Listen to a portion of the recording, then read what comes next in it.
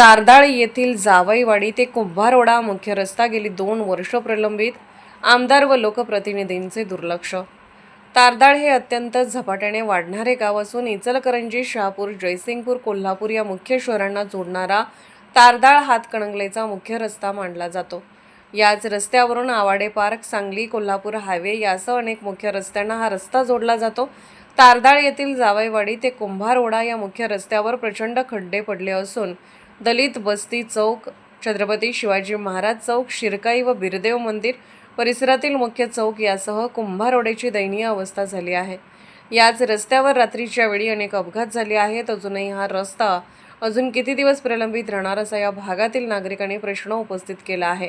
इतके प्रचंड दळणवळण असताना हा रस्ता प्रलंबित का, याबाबत उलटसुलट चर्चा सुरू आहे. अखेर या रस्त्याला मुहूर्त कधी मिळणार असा सवाल ग्रामस्थांमधून होत आहे. करण्याचं काम होतं तुम्ही इथंच असं करावं, तिने आमच्या गल्लीत चांगलं करावं. इथं रहदार मुलकाचे आहे, इचलकरंजी रहदारी आहे. किती माणसं या घटनेचे पडतील, किती उडतील तुम्हाला लागत नाही हो. ते पडणारच नाही लागतंय की ते पडणे हात मोडलं, दवाखान्यात जावा, तुम्ही बजारचा पैसे आमचं कसं बोलली डोळ्या ट्रक इथं असं घसरलं. इथलं कडकडे न्यायचं, तिकडे एवढी जागा आहे, एवढी जागा आहे. त्यात जायचं कसं ते जर बांधला असा तुझी जागा रुजल्याकडे मग इथनं जाते का ट्रक ते काय नाही त्यांना असते.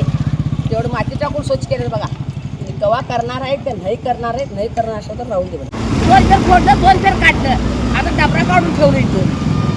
आणि कशाला जायचे कवा करते तर वाटली हे सगळं देसाई गेले जनगावड्या पंचायत पूर्ण पंचायत हात पोहोचलं. ते पाणी जर पाऊस तर जास्त पडला तर त्या बिरोबाच्या देवळापासून पाणी घुसते सगळं पाक. ह्या नर्मदा घरापासून पाणी घुसते सगळं पाक. पाणी जरा शिकार थांबत नाही. आमच्या घरदारने पाणी येते, आमची घरं खाली आहेत, रस्ते उच झाल्यात. आता गोरगरमेने रस्ते का आमचं घर का उच करावं, वाट भरावं का यांचं रस्ते उच करून घ्यावं. जिल्हा परिषदेच्या निवडणुकीच्या तोंडावर व तारदाळ यात्रेच्या निमित्ताने विद्यमान आमदार व माजी आमदार यांनी उद्घाटनाचे 100हून अधिक नारळ फोडून हा रस्ता लवकरात लवकर होईल असे आश्वासन देऊन मोठ्या थाटामाटात अनेक मान्यवर व लोकप्रतिनिधींच्या उपस्थितीत शुभारंभ सोहळा केला होता. आता निवडणुका यात्रा संपवून 3 महिने उलटले तरीही हा रस्ता प्रलंबित आहे.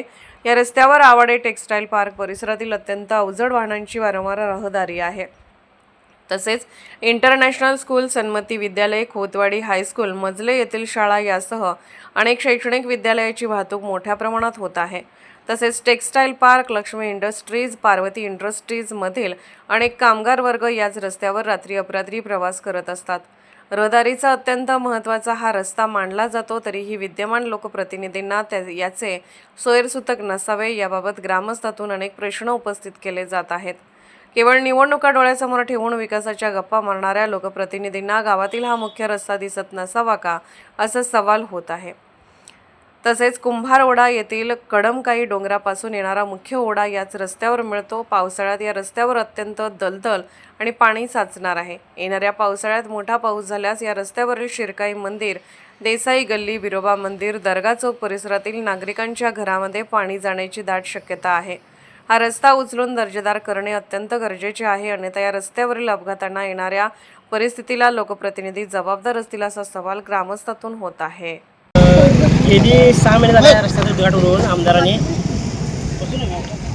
हे वड्याचं पात्र अरुंद असल्यामुळे इथं पाणी भरपूर साठते, अपघात होण्याची पण शक्यता आहे.